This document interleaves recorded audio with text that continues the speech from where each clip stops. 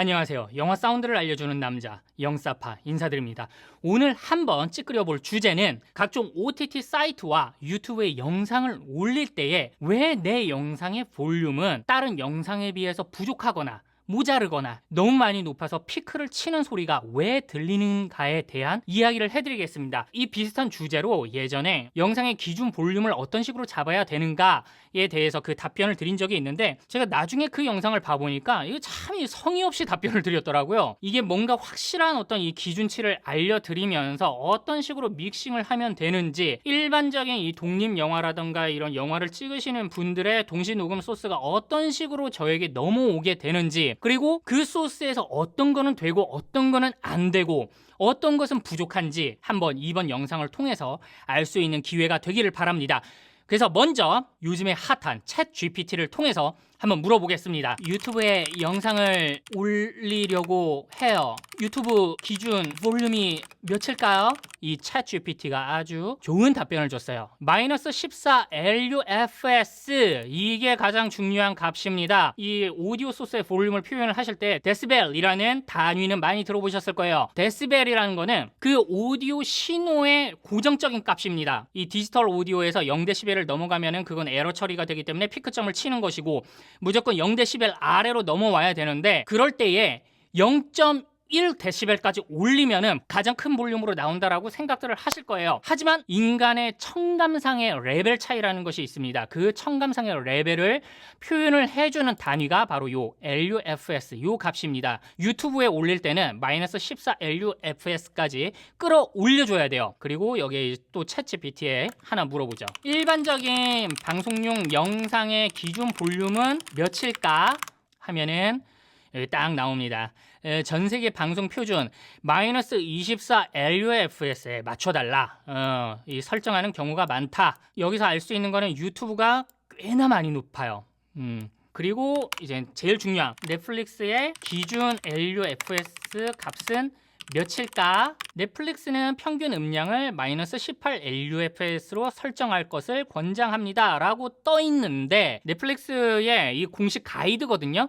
여기에서 어떤 식으로 볼륨을 잡으면 될지, 어떤 식으로 소스를 잡으면 될지에 대한 그런 가이드라인이 여기 쭉쭉쭉 있습니다. 봐보면은 보통 많이 하시는 2.0 스테레오 믹스 딱 봐보시면은 마이너스 27 LKFS라고 나와 있는데, LKFS랑 LUFS는 동의어입니다. 그러니까 의미가 같아요. 그냥 부르는 게 다를 뿐이지. 그래서 같은 의미라는 거. 마이너스 27 LKFS가 넷플릭스 공식 가이드에 적혀져 있는 값인데, 이 챗GPT 녀석은 마이너스 18이라고 했단 말이죠. 그러면은 이 챗GPT 이 녀석이 입만 열면 구라를 깐다라는 얘기죠. 아니, 이게 뭐 공식 가이드가 있는데? 아무튼 뭐 공식 가이드에 따르면 마이너스 27 LUFS로 맞춰달라. 이게 넷플릭스의 공식 가이드입니다. 자, 그러면 이제 여기에서 실제로 동시 녹음 소스를 가져와서 어떤 식으로 마이너스 14 LUFS 그리고 어떤 식으로 마이너스 27 LUFS 값을 맞출 수 있는지, 그리고 그 소스를 각각의 OTT 서비스가 권장하는 가이드라인대로 맞춘 다음에 파일들을 뽑을 수가 있는지를 보여드릴게요. 자, 먼저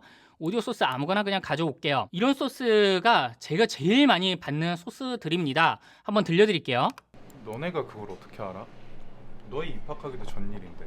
에이 선배, 과 출신인데 왜 몰라요? 게다가 군인 버리고 환승한 스토리면. 홈노이즈도 많고 주변 소음도 많고, 보통의 이 원본 소스를 감독님들께서는 이렇게 볼륨이 낮은 상태로 들으시기 때문에 내가 들었을 때는 그렇게 노이즈 소음이 심하지 않은데 왜 믹싱 넘겨가지고 오면은 그렇게 커졌느냐, 이거 좀 없애줄 수 없느냐, 뭐 이런 요청들을 되게 많이 받아요. 근데 제 입장에서는 무엇을 기준으로 이 볼륨을 잡느냐, 바로 요 기준입니다. 제가 개인적으로 제일 많이 잡는 기준은 바로 요거겠죠. 왜냐면은 이게 전 세계 방송 표준이기 때문에. 그리고 마이너스 24 LUFS 정도로 잡게 되면은 유튜브에 올릴 때는 10 LU만큼을 올리면 되는 것이고, 넷플릭스에 올릴 때는 마이너스 3 LU만큼을 줄인 값으로 익스포팅을 해서 던져드리면은 그게 바로 각각의 영상 스트리밍 사이트가 권장하는 가이드라인에 딱 맞춘 볼륨이 되는 것이거든요. 지금 봐보면은 Integrated -44.6 LUFS라고 떴어요. 굉장히 작은 거죠. 지금 전 세계 방송 표준이 -24 LUFS라고 할 때에 한 20 LU만큼이 지금 모자른 거예요. 제가 이거 데시벨이라는 지금 단위를 안 쓰고 있잖아요. LUFS의 상대적인 비교 값을 말을 할 때는 LU라는 단위를 씁니다. 이 소스를 가지고 제가 어떤 식으로 요리를 하는지 한번 보여드릴게요. 먼저 라우드니스 트랙을 올려줘요. 제가 쓰는 툴 이름은 누엔도이고, 이런 툴 얘기가 나와서 말인데 뭐 이런 거 의문시 하실 수도 있죠. 프로툴이 세계 표준 아닌가요? 그건 옛날 얘기예요. 지금은 아닙니다. 지금은 모든 DAW가 상향 평준화가 되어 있기 때문에 뭘 갖다 쓰시든 상관없어요. 결과물만 좋으면 됩니다. 프로툴을 쓴다고 해서 결과물이 더 좋냐? 아니죠. 그럴 리가 없지. 루엔도의 이 쌈박한 기능 중에 하나인데, 이 라우드니스 트랙이라는 게 있어요. 그래가지고 각각의 이 라우드니스 값을 볼 수가 있는데, 뭐든 시각으로 보여줄 수가 있으면 굉장히 편하겠죠. 바로 그 편함이 여기 이 기능에 있습니다. 퀵 애널라이징 하면은 이 오디오 소스가 가지고 있는 LUFS 값을 이렇게 그래프화를 해서 보여줘요. 그리고 이 위에 빨간색으로 쭉 그어진 이 뭐 기준선이라고 해야 될지, 뭐 이 빨간 펜 선생님이 그으신 빨간 선이라고 해야 될지, 뭐 아무튼 있잖아요. 이게 -23 LUFS를 알려주는 기준선입니다. 이 기준선 위로 올려야 -23 LUFS가 된다라는 얘기예요. 자, 그러면 얘를 먼저 이제 볼륨을 맞춰줘야 됩니다. 볼륨을 맞춰줄게요. 먼저 노멀라이징을 해서 볼륨을 쫙 끌어당기고, 그리고 또 퀵 애널라이징 해서 봐보면은 이쪽 부분에서 이제 -23 LUFS 정도로 들어왔어요. 근데 얘만 들어왔죠? 얘만 들어오면은 곤란하겠죠. 다른 데는 작고 얘만 큰 그런 일이 벌어지겠죠. 그래서 이런 식으로 볼륨 오토메이션을 잡아줘야 돼요. 어쩔 수가 없습니다. 이 노가다를 해야 돼요. 각각의 모든 오디오 트랙마다. 너희 입학하기도 전 일인데. 에이 선배, 꽈시신데 왜 몰라요? 이 남자 배우분한테만 마이크가 들어간 것 같아요. 다른 남자 배우분한테는 마이크 수음 방향이 들어가질 못한 거죠. 근데 이런 케이스에서 가장 많이 듣는 이야기, 톤의 차이를 없애주세요 하는데 이렇게 딸랑 파일 하나를 주시면서 수음 방향도 달라. 안 되죠? 그러면은 마이크 방향이라는 게 렌즈가 찍는 앵글이라고 생각을 하시면 됩니다. 카메라 렌즈가 우리 막 찍어. 그러면 그 장면만 보이는 것이지 다른 옆에 있는 피사체들이 나오진 않잖아요. 마이크도 똑같습니다. 내가 수음하고자 하는 방향에 있는 소리가 제일 크게 들어오고, 다른 피사체의 목소리나 다른 피사체들의 소리는 굉장히 작게 들어옵니다. 근데 카메라 렌즈처럼 아예 안 잡히지는 않아요. 그러니까 그게 환장을 하는 포인트죠. 그래서 여러분들 꼭 마이크 수음 방향, 내가 찍고자 하는 배우분들에게 계속 왔다 갔다 하면서 따줘야 됩니다. 어쩔 수가 없어요. 마이크는 아날로그입니다. 너네가 그걸 어떻게 알아? 너희 입학하기도 전 일인데. 그러니까 여기 마이크 수음 방향이 달라진 게 확 느껴지죠? 요 앞부분은 잘 땄어. 너네가 그걸 어떻게 알아? 너희 입학하기도 전 일인데. 갑자기 수음 방향을 바꾸셨어. 저 같은 경우에는 또 여기서 컴프레서를 건 다음에 각각의 볼륨들을 일정하게 만들어 줍니다. 선배, 꽈시신데 왜 몰라요? 게다가 군인 버리고 환승한 스토리면 전설처럼 남는 거죠. 이 컴프레서 같은 경우에는 큰 소리를 눌러준다, 뭐 대충 이런 식으로 이해를 하시면 될 텐데, 제가 MV2라는 컴프레서를 썼어요. 보통 이 음악 작업을 할 때 큰 소리는 누르고 작은 소리도 올려야 될 때 컴프레서 2대, 3대 막 이런 식으로 걸게 되거든요. 지금이야 뭐 이렇게 오디오 소스 하나 가지고 요리를 하는 프로젝트니까 뭐 컴프레서를 몇 대를 걸든 얘가 버텨주겠지만, 음악 작업을 하든 아니면 장편 영화를 하든 트랙 개수가 정말 어마무시해지거든요. 그때 컴프레서 하나 덜을 못 걸어가지고 볼륨을 일정하게 만들지 못하는 그런 사태가 발생이 됩니다.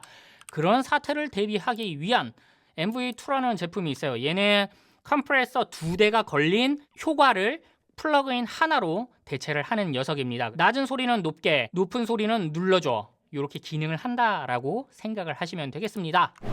우리 형이 말해줬어요. 선배랑 동기라던데. 뭐 이런 식으로 볼륨이 명확하게 들리죠? 명확하게 들리는데 얘가 또 너무 높아. 그리고 여러분들이 이 볼륨 오토메이션을 할 때 또 유념해야 될 것은 각각의 컷별로 이 볼륨의 밸런싱을 또 생각을 해주셔야 돼요. 그러니까 얘가 기준선을 넘었다라고 해가지고 이쪽 부분만 무조건 낮추고 얘만 무조건 높인다, 그런 식으로 또 접근을 하시면 또 곤란해집니다. 이 촬영 당시 때에 그 볼륨 밸런싱이라는 게 있거든요. 그거를 일정하게 만들어 주시는 것이 믹싱의 업무인 것이지, 낮은 거는 그냥 무작정 올리고 높은 거는 무작정 줄이고 이런 식으로 가시면 안 됩니다. 그러니까 일관성을 가지고 있어야 돼요. 말해줬어요. 선배랑 동기라던데. 그럼 재결합도 아니고. 이 여배우가 말을 하는 게 좀 너무 작아요. 그러면 상대적으로 요 앞에 있는 남자 배우의 볼륨을 줄여줘야 이 밸런싱이 맞아 떨어지겠죠. 말해줬어요. 선배랑 동기라던데. 그럼 재결합도 아니고. 요런 식으로. 그래서 이거를 하나하나 들어보시면서 이렇게 볼륨 오토메이션을 한 다음에 컴프로 까고, 그 다음에 제가 또 자주 쓰는 게 보컬라이더라고 해가지고, 얘가 어떤 녀석이냐, 너무 큰 볼륨이 있어, 이 기준치는 넘지 않았으면 좋겠다라고 제가 이렇게 명령을 내리면은 그 볼륨에 맞추어서 페이더가 자동으로 토로록 하고 움직여주는 녀석이에요. 요 녀석이. 전일인데.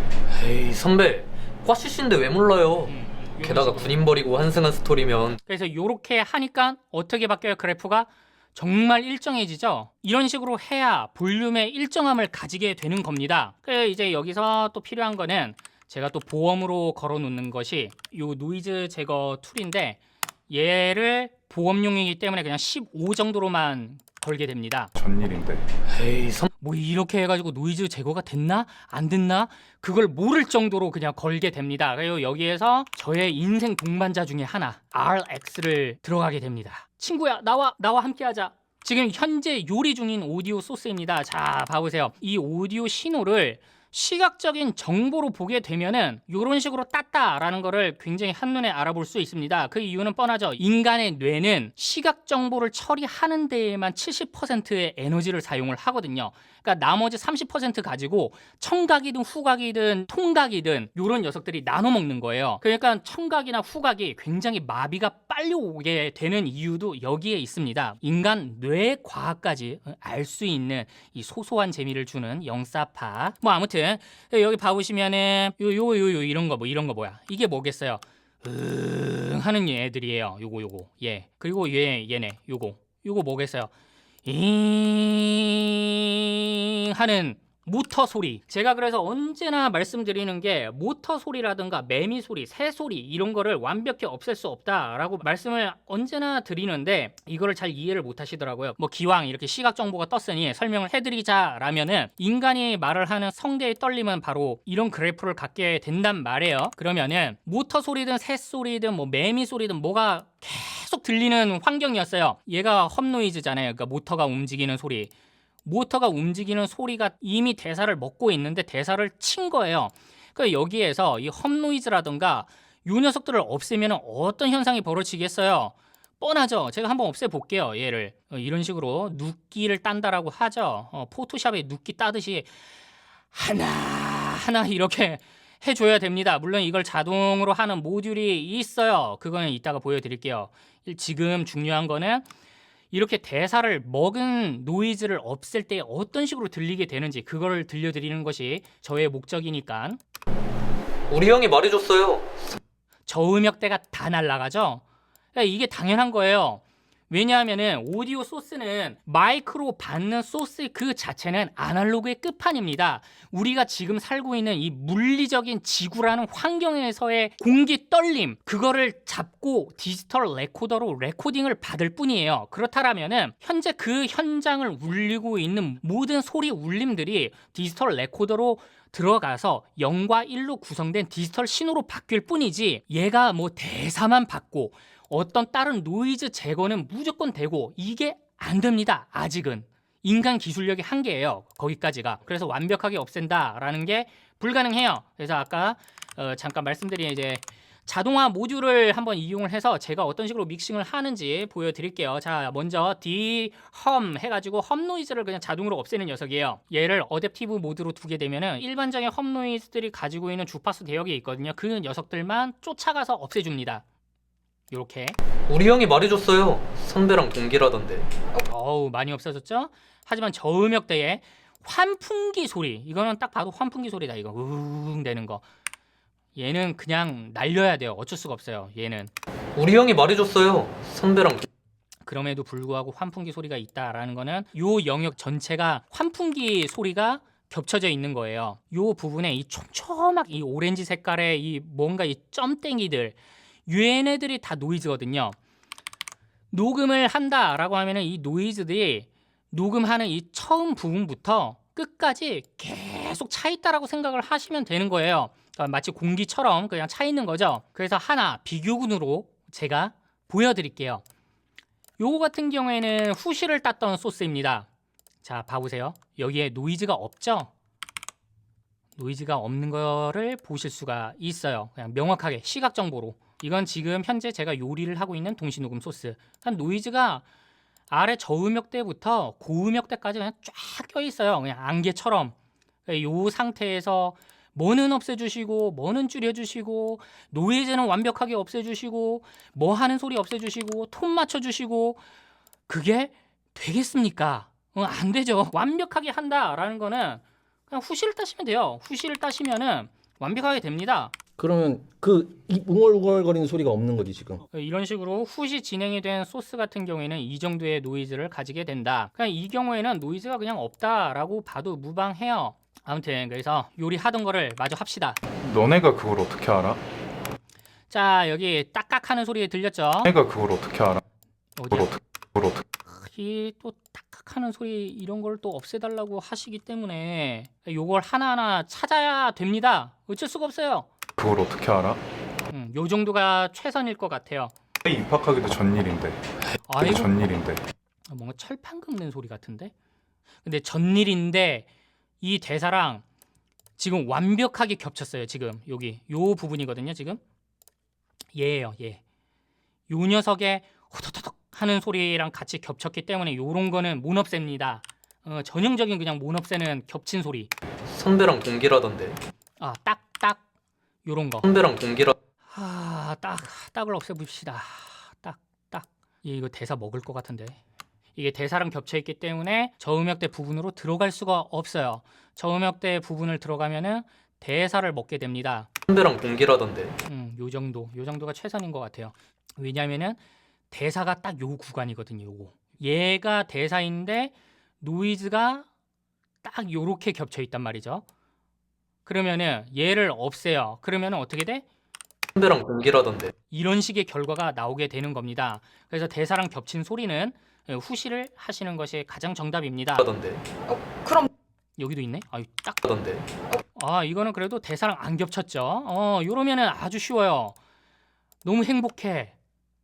네, 현장에서 그 어떤 소리도 안 들리는 게 사실 제일 행복하죠. 왜냐하면 볼륨 밸런싱 그걸 하나 맞추는 것만 해도 시간이 하루 종일이기 때문에 이런 노이즈 제거에 시간을 많이 할애를 할 수가 없어요. 그래서 많은 분들이 믹싱을 노이즈 제거하는 데에만 자꾸 그 중점을 두시는데 아니에요. 믹싱의 원래 목적은 볼륨 밸런싱이랑 내가 납품을 하고자 하는 사이트의 기준 볼륨, 그리고 그 기준 볼륨을 어떤 식으로 기술적으로 끌어당길 것인가, 이걸 고민을 하니까 그거를 기술력이라고 부를 수 있는 것이지, 그냥 이렇게 노이즈 제거 눈에 보이는 거 이렇게 뚝뚝뚝뚝 하는 거는 사실 기능인 거죠. 후시 한번 때리면은 완벽하게 해결된 문제인데 이 소스 하나에서 자꾸 답을 내려고 하니까 이 노이즈를 완벽하게 제거하려면 어떻게 해야 돼요? 그냥 고음역대가 다 날아가요. 여기에 저음역대에 뭐 노이즈가 있어. 얘를 날리면 어떻게 돼?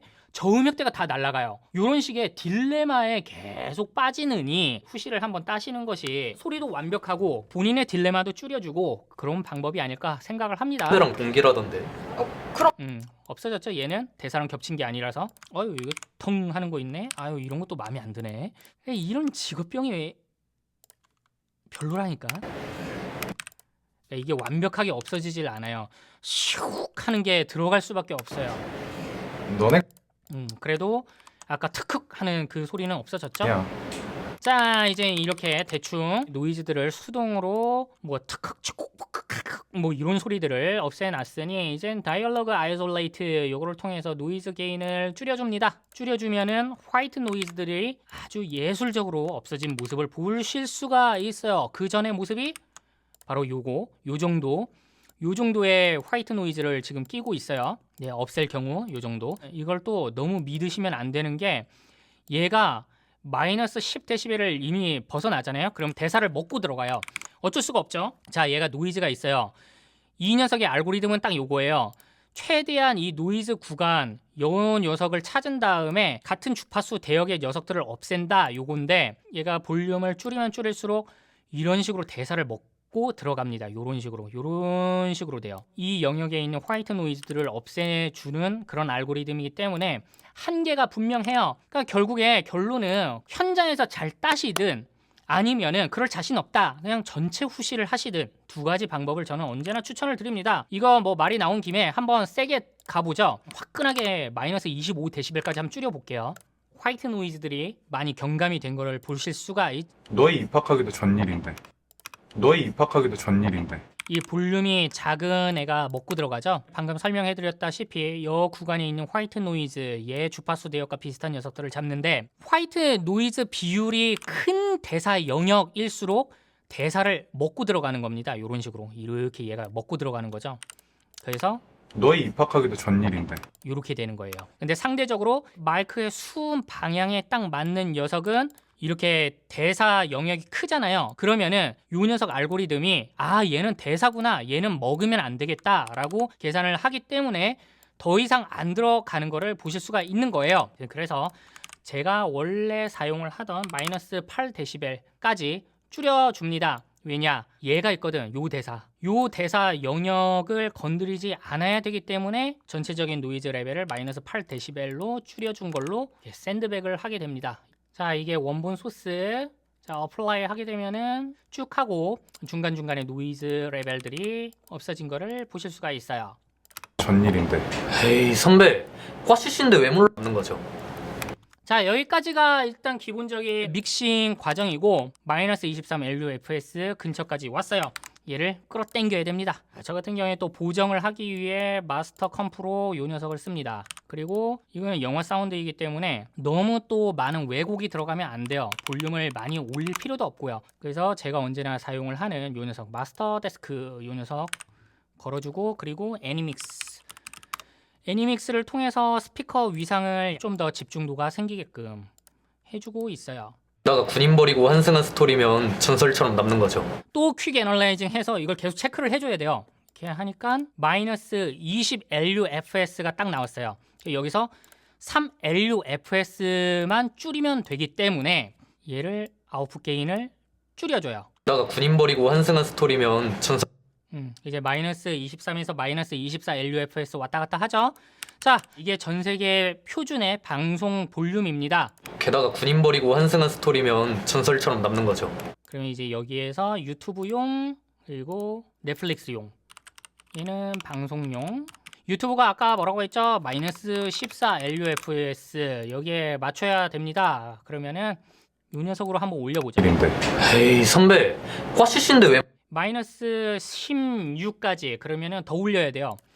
유튜브 볼륨이 굉장히 큰 겁니다. 그래서 딱 맞죠? 마이너스 14 LUFS 이렇게 하면은 이게 유튜브용이 되는 겁니다. 너희 입학하기도 전일인데. 에이 선배, 그래서 저 같은 경우에는 유튜브용, OTT용 이런 거 뽑을 때에 여기에 적어놔요. 마스터 단자, 볼륨 플러스 11dB 그리고 얘 브로드캐스팅용은 아까 0dB였죠? 0dB 이런 식으로 이렇게 적어놔야 나중에 이 볼륨 값을 보고 이때의 마이너스 14 LUFS가 나오는구나 이걸 알 수가 있겠죠. 그리고 이제 넷플릭스용은 뭐 쉽겠지. 0dB에서 줄이면 되는 거잖아요. 지금 또 퀵 애널라이징 해서 마이너스 27이 나오면 돼요. 아이고 이건 너무 줄였구나. 그러면 마이너스 1 딱 됐죠? 마이너스 27 너희 입학하기도 전일인데. 에이 선배, 이게 넷플릭스 공식 가이드에 적혀져 있는 마이너스 27 LUFS에 맞춘 바로 그 볼륨 되겠습니다. 그래서 이런 식으로 최종 볼륨을 마스터단에 걸어놓은 뭐 이런 플러그인들을 이용을 해서 볼륨을 왔다 갔다 하셔야 되지 이 볼륨 페이더를 건드리시는 분들이 계세요. 엔간하면 마스터단은 그냥 0dB로 두시는 것을 추천을 드립니다. 이거에 대한 또 설명까지 하면은 깁니다. 이건 한 2시간 또 걸립니다.